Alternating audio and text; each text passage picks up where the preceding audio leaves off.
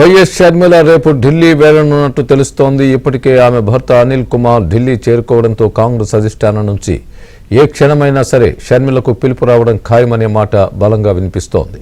షర్మిల కాంగ్రెస్ పార్టీలో చేరిన వెంటనే ఆమెకు ఏపీ పీసీసీ అధ్యక్ష బాధ్యతలు ఇచ్చే అవకాశం ఉన్నట్లు కూడా సమాచారం. జాతీయ స్థాయిలో ఏఐసీసీలోనే సర్దుబాటు చేయాలని షర్మిల విజ్ఞప్తి చేసినట్లుగా కూడా తెలుస్తోంది.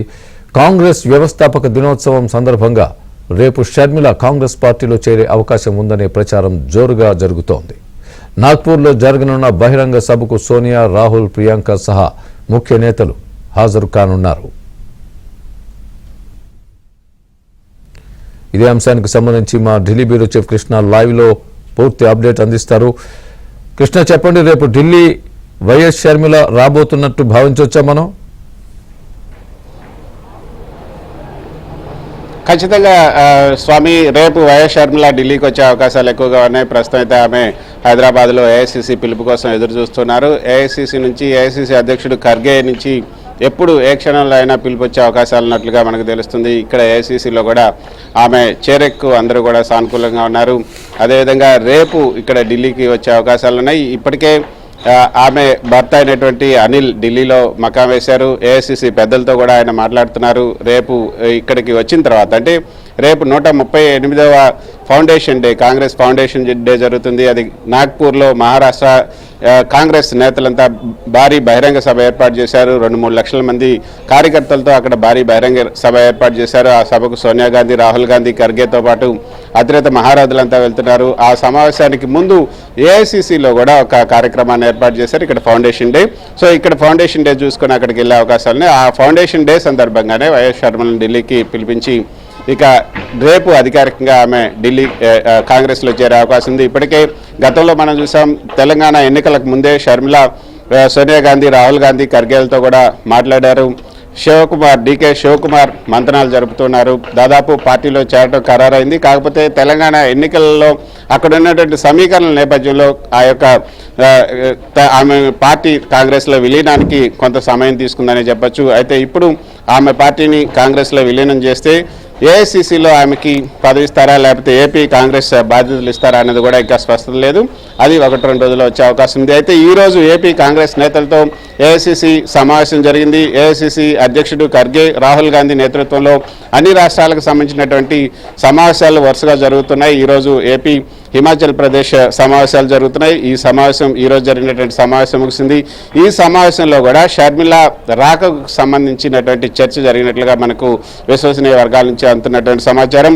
అయితే ఈ సమావేశంలో ఏమేమి చర్చలు జరిగాయి, ఈ సమావేశం యొక్క ప్రాధాన్యత ఏంటి, షర్మిల కాంగ్రెస్లోకి రావటం వల్ల ఏపీ కాంగ్రెస్కి లాభమా నష్టమా, ఈ వివరాలన్నీ మనతో చెప్పడానికి AP Congress working president Shunkara Padmashree గారు మనతో ఉన్నారు. పద్మశ్రీ గారు, నమస్తే. ఈరోజు జరిగినటువంటి సమావేశంలో ఏం చర్చించారు ప్రధానంగా?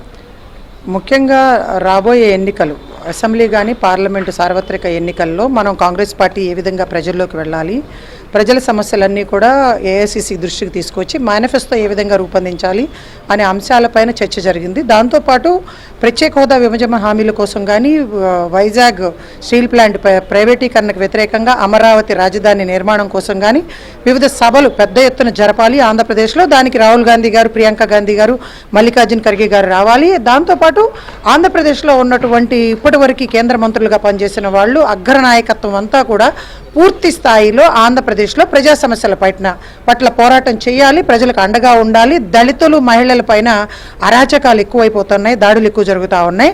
ఎప్పుడు కూడా టీడీపీతో ఒక వర్గం, ఒక సామాజిక వర్గం ఉంటుంది, వైసీపీతో ఒక సామాజిక వర్గం ఉంది. ఈ బడుగు బలహీన వర్గాలందరూ కూడా ఎప్పుడు కూడా ఆంధ్రప్రదేశ్కి సాంప్రదాయ ఓటు బ్యాంక్గా ఉన్నారు కాబట్టి వాళ్ళకి అండగా నిలబడాలి, మన ఓటు బ్యాంకుని మళ్ళీ మనం తిరిగి తెచ్చుకోవాలి అన్న అంశాలపైన చాలా డీటెయిల్డ్ డిస్కషన్ జరిగింది. 1-to-1 మాట్లాడారు ఖర్గే గారు, రాహుల్ గాంధీ గారు. మేమందరం చాలా హ్యాపీగా ఉన్నాం. కర్ణాటక విజయం తర్వాత, తెలంగాణ విజయోత్సవం తర్వాత ఆ గాలి వీస్తూ ఉంది కాబట్టి ప్రజలు కాంగ్రెస్ పార్టీ వైపు చూస్తూ ఉన్నారు. రాహుల్ గాంధీ గారి భారత్ జోడో యాత్ర తర్వాత అయితే ప్రజలందరూ కూడా కోరుకుంటుంది is voice of the nation. Bharatiya Janata party అవినీతి పైన కానీ, అదేవిధంగా ఈ కేంద్ర రాష్ట్ర ప్రభుత్వాలు రెండు కూడా చేస్తున్నటువంటి కక్షపూరితమైనటువంటి రాజకీయాలు కానీ ప్రజా వ్యతిరేక విధానాలపైన కాంగ్రెస్ పార్టీ నిరంతరం ఫైట్ చేస్తా పార్టీ ఉంది. బలోపేతానికి వేరే వాళ్ళని కూడా అంటే పార్టీ నుంచి వెళ్ళిపోయిన వాళ్ళని తిరిగి రావాలని చెప్తున్నారు. అదేవిధంగా షర్మిల కూడా కాంగ్రెస్ పార్టీలోకి వచ్చే అవకాశాలు ఉన్నాయి అంటున్నారు. దీనిపైన ఏమైనా చర్చ జరిగిందా? ఆ కాంగ్రెస్ పార్టీ ఐడియాలజీని గౌరవించే వాళ్ళందరూ కూడా కాంగ్రెస్ పార్టీలోకి ఆహ్వానిస్తూ ఉన్నాం. దానిపైన పెద్దలందరితో కూడా డిస్కషన్ జరిగింది. కొంతమంది నేతలు కూడా అడిగారు, సోషల్ మీడియాలో కానీ ఇట్లా ప్రచారం జరుగుతూ ఉంది, ఏంటి విషయం అని అడిగినప్పుడు కూడా పెద్దలు స్పందించారు. మా అభిప్రాయం కూడా తీసుకున్నారు. మేమందరం కూడా ఏకాభిప్రాయంగా వైఎస్ షర్మిల గారు కానీ ఇంకా వైసీపీలో జగన్మోహన్ రెడ్డికి పైన వ్యతిరేకత్వం ఉన్న వాళ్ళు కానీ ఎవరు వచ్చినా సరే తీసుకుంటే బాగుంటుంది అని చెప్పి నాయకత్వానికి తెలియజేశాం. వాళ్ళు కూడా తప్పనిసరిగా ఆ దిశగా నాకు తెలిసి ఆల్రెడీ ఒక కార్యాచరణ అనేది రూపొందిస్తూ ఉన్నారు. మాణిక్యం ఠాగూర్ గారు లాంటి ఒక ఏఐసిసి జనరల్ సెక్రటరీ ఇన్ఛార్జిని ఆంధ్రప్రదేశ్కి ఇచ్చినప్పుడే ఆల్రెడీ ఆంధ్రప్రదేశ్లో ఉన్న ప్రజలు కానీ రాజకీయ పార్టీలకు కానీ అర్థమైపోయి ఉంటుంది. ఎందుకంటే తెలంగాణలో రేవంత్ రెడ్డి గారి డైనమిక్ పర్సనాలిటీని చూజ్ చేసుకుంది. కానీ మరి ఒక అడుగు ముందుకు వేసి కాంగ్రెస్ పార్టీ ఈ రోజున అధికారంలోకి రావడానికి అనేక షర్మిల కాంగ్రెస్ లో చేరటం పైన మీ అభిప్రాయం అడిగారు. రాహుల్ గాంధీ ఖర్గేని అడిగారు, మీ అభిప్రాయం? పెద్దలు ఈ రాష్ట్ర పెద్దలందరూ కూడా మాట్లాడారు దాని గురించి. వాళ్ళు కూడా మీ అభిప్రాయం ఏంటని తెలియజేయమన్నారు. So it's from both the sides. రాష్ట్ర పెద్దలందరూ కూడా తీసుకుందాం. రాజశేఖర్ రెడ్డి గారి లెగసీని మనం ప్రజల్లోకి తీసుకువెళ్ళినట్టు అవుతుంది.